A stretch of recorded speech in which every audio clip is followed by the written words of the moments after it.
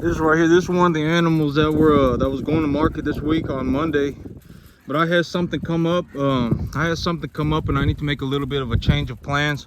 This one right here and this another one right here that's going to be going to market. I would say they're going to hit the scales at about 700, 750, something like that. And they look very good. They're at a body conditioning score of, I would say they're about at a maybe a 6. I would say they're at a body conditioning score 6, and they got good long legs on them. They got big hefty bodies. Number 1 to 1.5 type, medium large frame animal. The feeder market right now, feeder cattle market right now, sitting at about 250. And so right now things are going good. I got another animal right there. You can see another animal right next to her. And when you see the real big ones that are going to be going to market, you can tell, you know, if you just look at them when they're standing next to the other animals, you can tell which ones are the big ones, right? And so this animal right here, that animal right there, and this animal right there, this one right here, they're going to be the 3 going to market here pretty soon. I still got to figure that out. But this week on Saturday, the weather is going to be good. And so I'm still looking to raise my animal density up to 50. I'm at 44 right now. And so I need 6 more calves. And so this Saturday, but okay, here's the thing. Last night and this morning, while I was going over everything that I need to get done, I was double checking the weather and making sure that my timelines were correct, were roughly in the right, what I need to do, in the right direction, right? I always say I just need to put myself objectively in the right direction.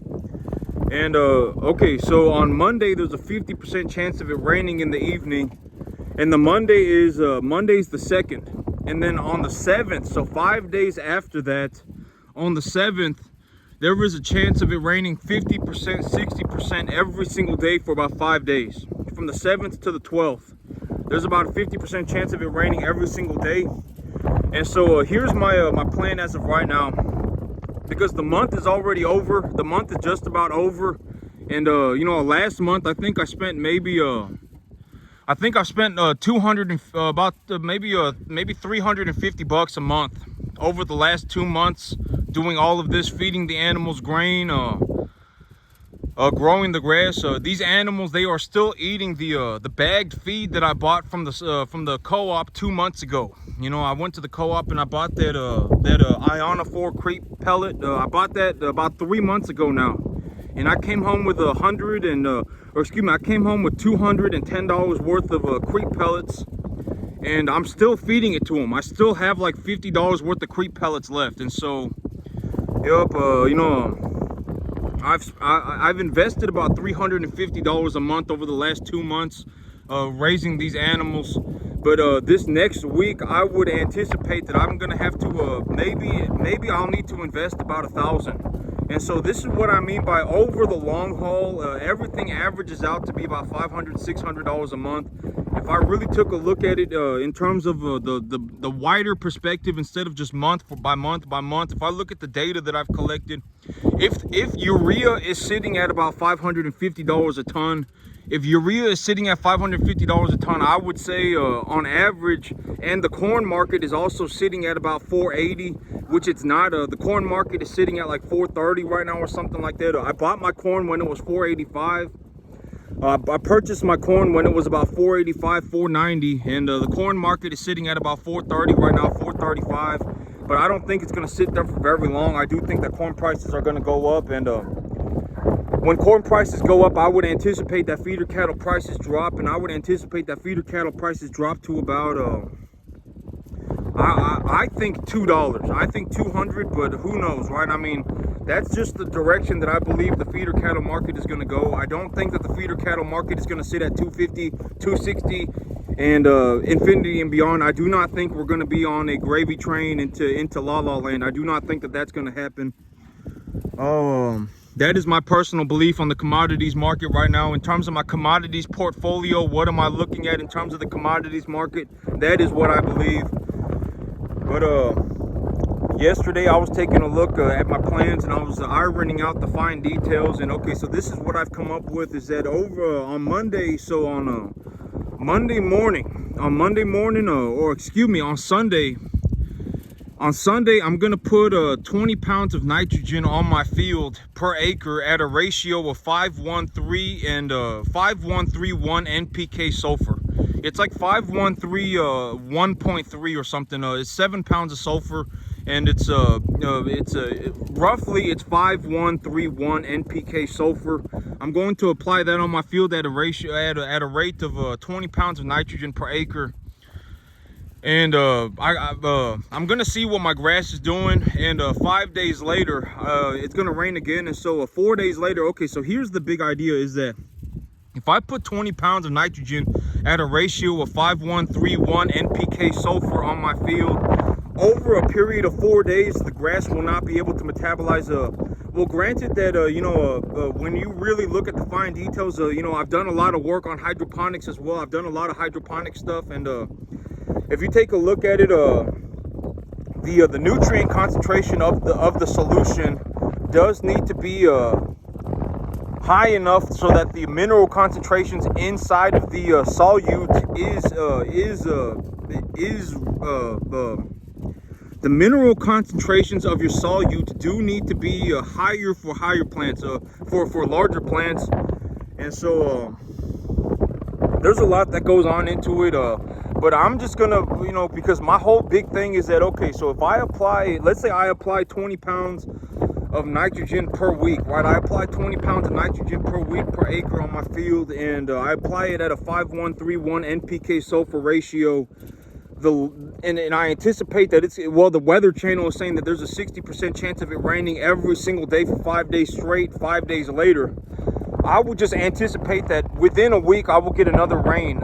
Within a week I will get another rain, and if I put 20 pounds of nitrogen on my field over that week, if I span it out over the month, that's 80 pounds of nitrogen per month, right? That's 80 pounds of nitrogen per month, and the grass will not be able to metabolize 80 pounds of nitrogen per month. Long story short, it just won't be able to. But then again, it's also a very dynamic situation, because if I put 20 pounds of nitrogen on a week, and then I put 20 pounds on the next week, a portion of the nitrogen that I applied the first week will have already turned into a solution and will have already been absorbed by the plant material. And so when I apply the nitrogen on the next week, it's just the solution that it will create is not the solution. Okay, so if I dropped 40 pounds of nitrogen into a bucket of water, the nitrate solution that it would create would be a higher ppm. It would be a higher concentration of minerals than if I had let's say I had a plant that grew on water, and I dropped 20 pounds of nitrogen into a bucket, and I put the plant on the water, and the plant started absorbing the water and the nitrate solution out of that bucket. Next week, if I took a measurement of the water and to see how much nitrate solution was in that water, the nitrate solution would be there would be less nitrates in that water, because it is being absorbed by the plant material. And then there's also off-gassing. Urea, I think it's called volatility, turns into a gas, and so there's off-gassing, whatever there may be. And so, but the long story short is that, until okay, so if we're going to go through the fine details, and I'm going to tell y'all what I'm going to do, this is my actual plan. I'm not just pulling this out of my rear end right now. I've been looking at this and coming up with this since yesterday and this morning. This is legitimately what I'm about to do on my farm. I'm not just going to turn around and go 180 degrees in the wrong way. I'm not going to tell you that I'm putting a nitrate on my field and then just go and throw dolomite lime, right? This is my plan, and this is what I'm going to do. This is objectively the direction that I am heading, and this is why I am heading that way. So if I put, I anticipate that if I put 80 pounds of nitrate on my field per acre per month, that would be more nitrates than the field could even in this stage of development, even when the grass is in this stage of development, and even with adequate water supply, I would just anticipate that the grass is not going to be able to metabolize 80 pounds of nitrate when applied at a 5131 NPK sulfur ratio. I'm just going to anticipate that, even if it does, it does not matter, because it will not be the grass will still have enough, even if it does metabolize all of it over the next month, it will not matter. Because if you really look at it, okay, so if you want to know how I think about fertilizer, this is how I think about it. If I were to objectively talk about fertilizer, let's say I have a graph, right? I have a graph, an XY graph, and on the bottom, it's the amount of fertilizer that I apply on the field, and on the Y-axis, it's how much grass biomass I am accumulating. What you will find is that when you apply fertilizer on a field, and this is not something that I came up with, this is something that I read, okay? And you can confirm this information on the internet for free. If you do not believe me, just go on the internet, go on Google, just do what I did and read it for yourself. This is objective information. I'm not looking to, I'm not looking to misguide you, right? I'm not sitting out here making all this stuff up and then just, I'm not doing that. The thing about objective information is that if you do not believe me, you can get on the internet and read this for yourself and confirm whether or not it's true. You can take my data set and run it for yourself and see if it comes out to be true. So if we had this XY graph, and on the X-axis there was the amount of fertilizer that I was putting on the field, and on the Y-axis there was the amount of biomass being accumulated by my field in terms of the grass, what you would find is that if I increase the amount of fertilizer on the field, the biomass, granted that the fertilizer is being applied correctly, right? Like, I have diagnosed my field. I'm not like, oh, my field has a sulfur deficiency and I'm just going to throw urea on my field, right? If you have a sulfur deficiency but you throw urea on your field, the urea is not going to do anything. You have to make sure that you have a good idea of why you are applying the fertilizers that you are applying and what methods you are utilizing. Because if you apply a positively charged fertilizer onto the top of your soil and you don't do anything to push that fertilizer into the soil, it's not going to do anything. The fertilizer is not going to do anything, and then you're going to sit there and go, why did this not work? Oh, oh man, the fertilizer, whatever, right? Oh, why did this not work? That is going to happen to you. And so diagnose your field properly and then come up with a plan. You can confirm everything on the internet. You do not need to go walking off into La La Land or the darkness or whatever. You can confirm everything that you're looking to do on the internet for free. If you want to look up information that other people have collected on scientific published papers, you can look up your plan on the internet for free. And so what you will find is that if you apply your fertilizer correctly and in proper ratios, and you do this properly, you will find that if you increase the amount of fertilizer, the mineral concentrations on your field, the biomass rate accumulation, overall biomass accumulation of your plant will go up, right? It will go up, and then it will actually be more like an exponential curve. It will start going like that, and then it will hit a plateau, where the plateau is the plant has achieved its maximum, with everything going on its environment. The water levels are adequate and the light levels are adequate. And if the plant was being grown in an environment that was optimizing its accumulation of biomass, it will hit a plateau. It will hit a plateau, and when it hits that plateau, it's essentially saying this is as much as the plant can possibly grow. Genetically, this is as much as the plant can possibly grow. And then after that plateau, it will actually start going negative, because the plant will, the concentrations of the fertilizer, of the minerals in the soil, will be so high that it's actually causing burns in the plant and is actually damaging the plant. And so when I think about that graph, I would anticipate that at 80 pounds of nitrogen, I am going to be somewhere between the top end of that saturation curve and the point where it plateaus for the amount of biomass that I could possibly accumulate, for the amount of fertilizer that I'm putting on my field.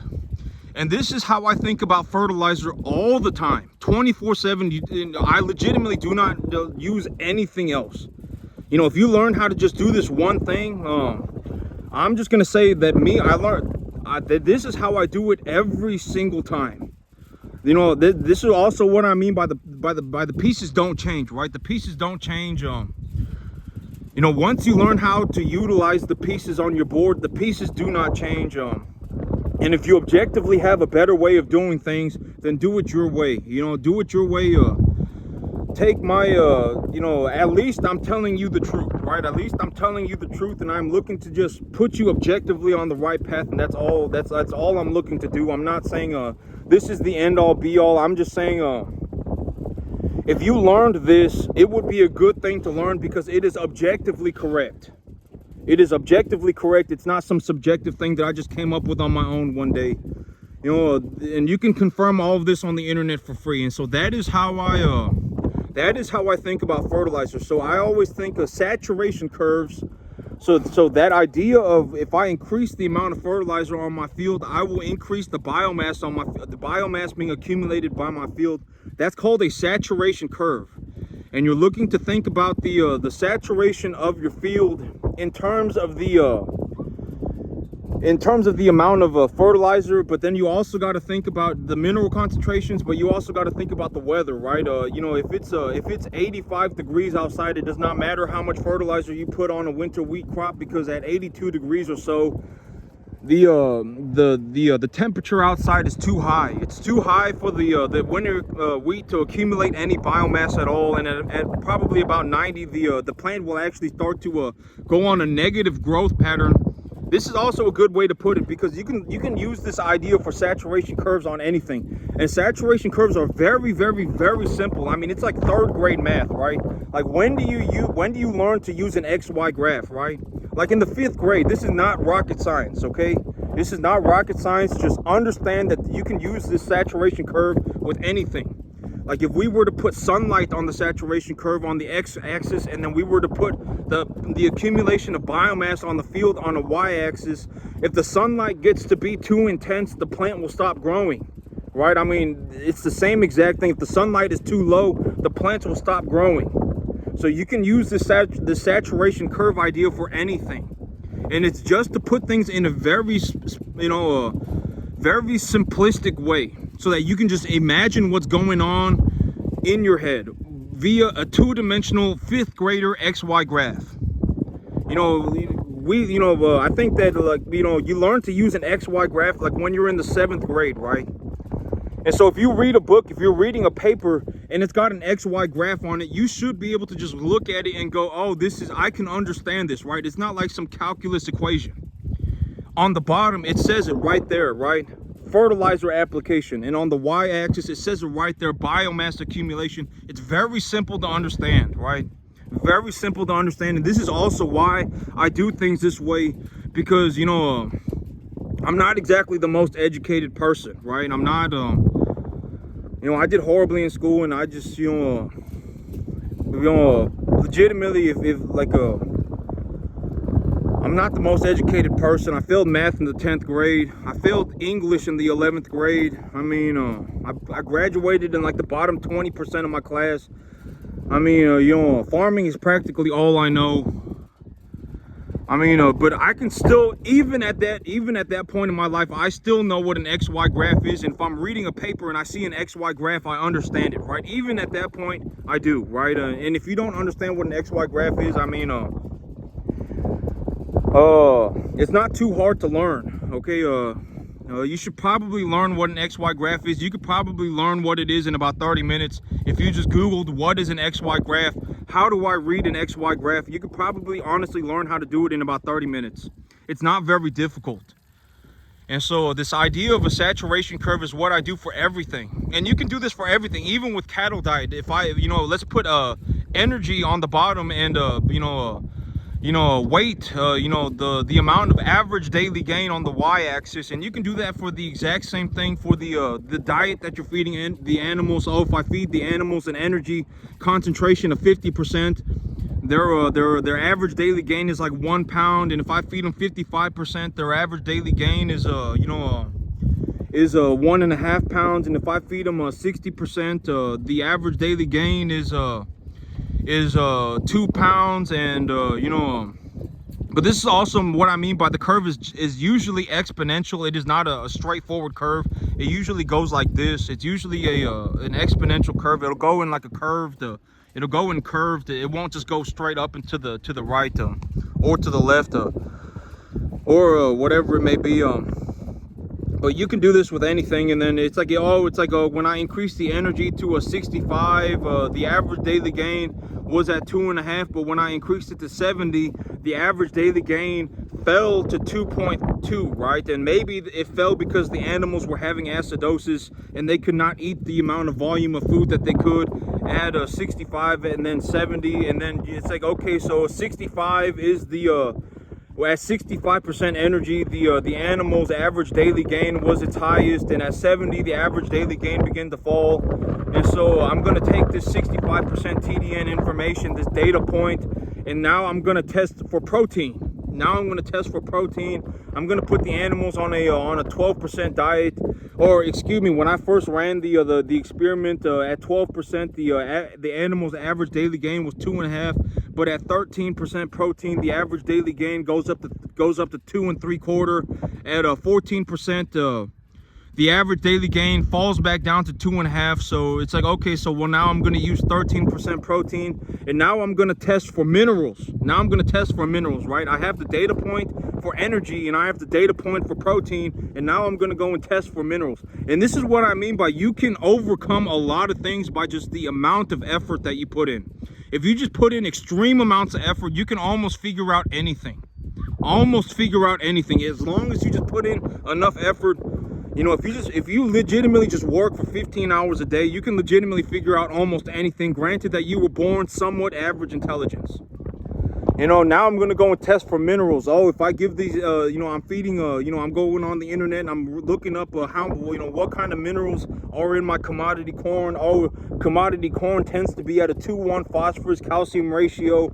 And, you know, cattle are optimized at a 2:1 calcium phosphorus ratio. And so I'm going to feed these animals I'm going to go and look up different types of hay or different types of grass or whatever. And I'm going to see what kind of calcium ratios are in this grass or are in this hay.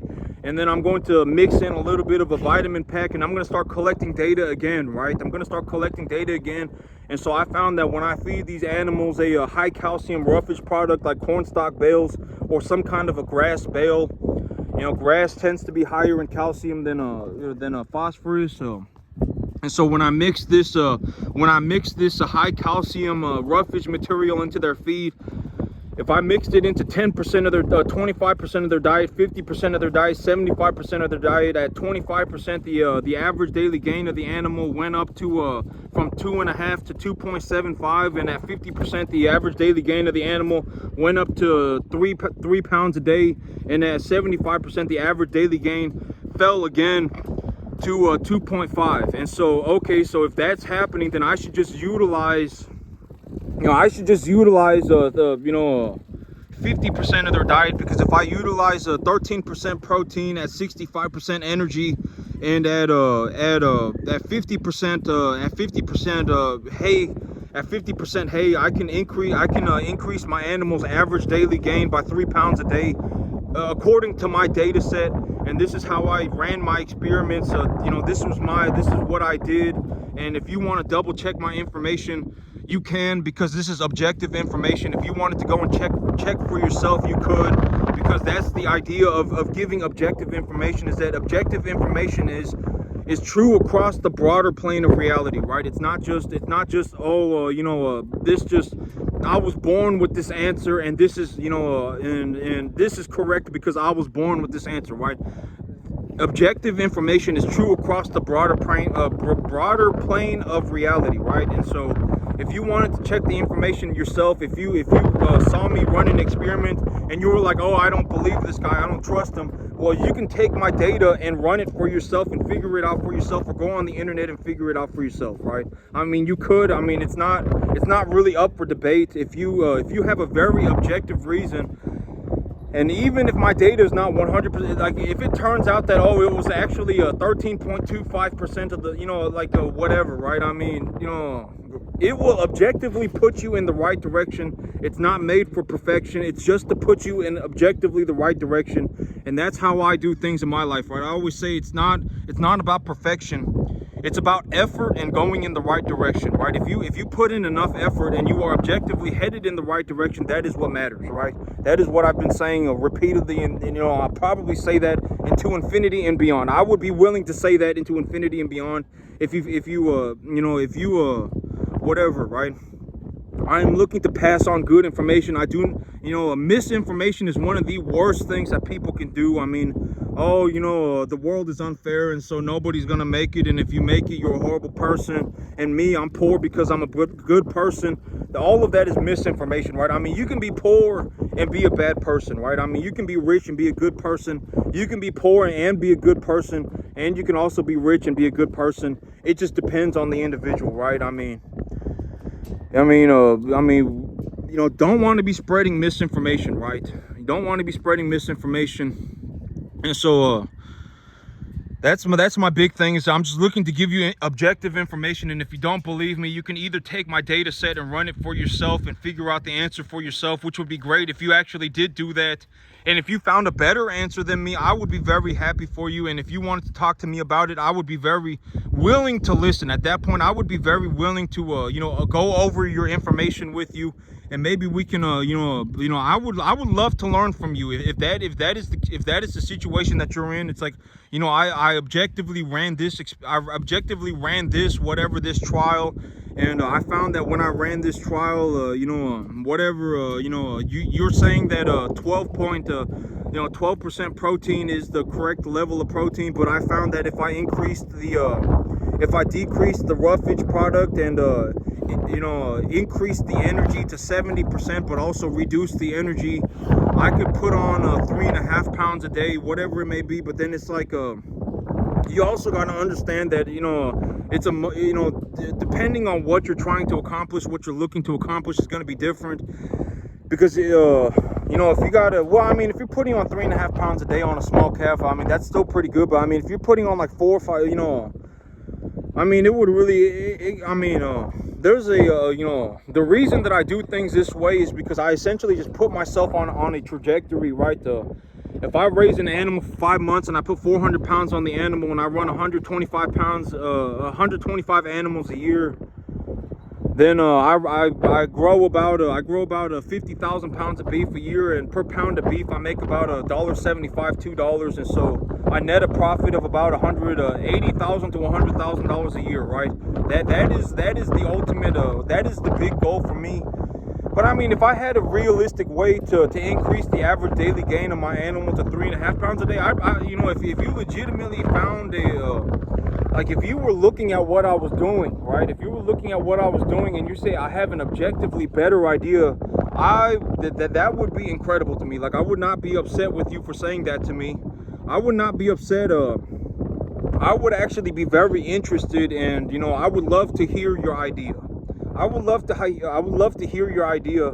If you objectively have a better idea, if you look at my field and you say, oh, well, if you grew this cultivar of grass and you utilize this fertilizer ratio and you put this much fertilizer on your field over this period of time and over the first 3, whatever, if it was very objective and you gave me a very objective plan, I would find that very, very good. I would not be upset with you or anything. If you objectively gave me a plan and it looks like you worked on that plan as much as I worked on mine, or maybe you even worked on it more, or whatever it may be, right? Because these plans, I don't just pull them out of my rear end, right? I sit there and I sit there in a room and it legitimately takes me hours.